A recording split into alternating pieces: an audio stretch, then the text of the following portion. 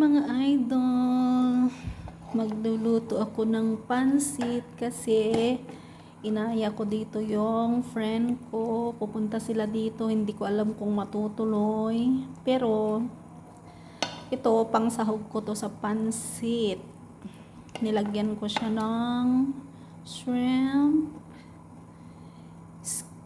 ano ba to, calamaris at chicken. Ang sarap mga idol, ang daming vegetables.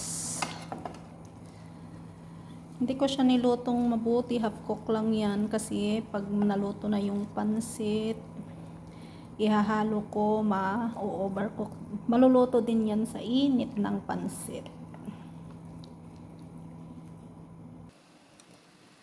Ay, naluto na yung pansit.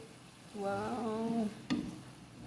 Ihahalo ko na yung mga gulay.